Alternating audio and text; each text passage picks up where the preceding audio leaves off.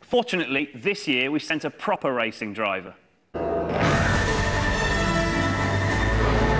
When Lord March throws open the gates of his upmarket West Sussex estate each year, ordinary townsfolk can rub shoulders with the world's greatest drivers and cars. You don't need to be royalty or a chum of Bernie Ecclestone to get close to your heroes. For 3 days every July, the world of motoring and motorsport is accessible to all. The focus of this long weekend is the hill climb, where some of the world's most exotic, rare and noisy motor vehicles blast up Lord March's 1.16-mile tarmac drive against the clock. And I've got the keys to not one, but two brand new supercars that need to stretch their legs. Starting with this, the Tesla Roadster. 0 to 60 in under 4 seconds speaks for itself. But that's not the really impressive fact. Peak torque is available from 0 revs and is maintained virtually all the way through to its 13,000 RPM red line. There is only one moving part, the brushless motor, and there is no engine oil or spark plugs to change. That's right, the American Tesla is electric. But as I got strapped in, I didn't really dwell on the fact that it does the equivalent of 135 miles to the gallon, manages 220 miles between recharges, and will eventually be on sale in the UK for around 70 grand. As the other cars thundered off ahead of me, I noticed how my car was silent. I'm really excited. Vroom, vroom, vroom, vroom, vroom, vroom. Go, off we go. So, foot flat down. Absolute and utter silence. I'm going past the crowds. They must be thinking, what on earth is this? Whoa, mid-range torque is really quick. Up to about 6,000 RPM. Oh, a bit of oversteer there. Oh, it's fantastic. 70 miles an hour, 80 miles an hour, going past Goodwood House. Oh, my word. I can't even change down. I'm in drive. That's it. 90 left.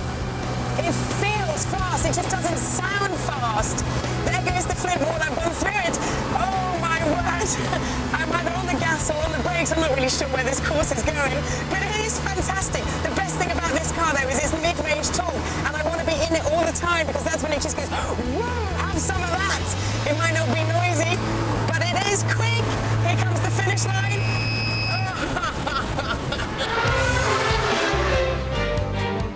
Before my run in supercar number 2, I had time for a mooch with all the other petrol heads.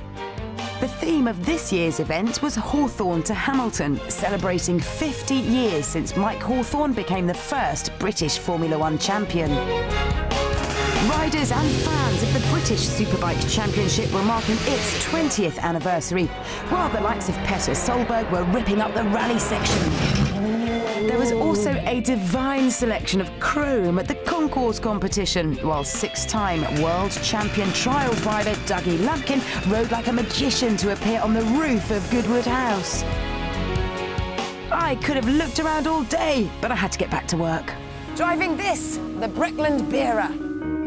The £58,000 Bearer is fresh British beef made in Norfolk and aimed deliberately at former TVR and Marcos buyers. It's powered by a 6-litre V8 with a whisker under 400 bhp and is capable of hitting 60 in under 5 seconds. All very impressive, but like the Tesla, the Bearer also has a twist when it comes to fuel, because this car can run on LPG, giving it a potential range of 700 miles. But not if I'm driving it, and not today. Unleaded only for me. See you next week.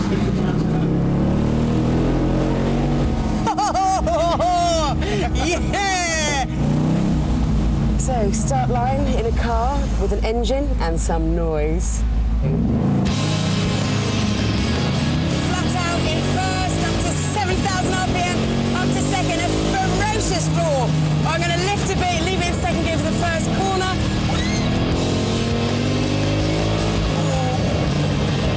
So, still in second, up to third. The noise is unbelievable. It's like it's coming from right underneath me, powering all the way up through my chest. Now, this is much better because I can actually hear what speed I'm doing now. Whereas in the Tesla, I couldn't really hear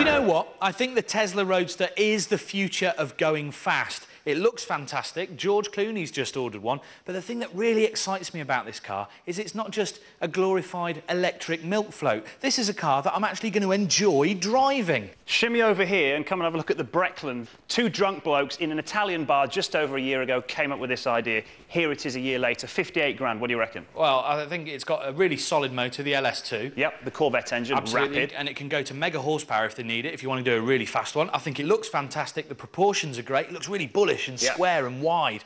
Between you and me, that interior, though, I think it needs a lot of tidying up and a lot of finishing off. Yeah, but let me tell you something. This car, if you want to service, guess how much?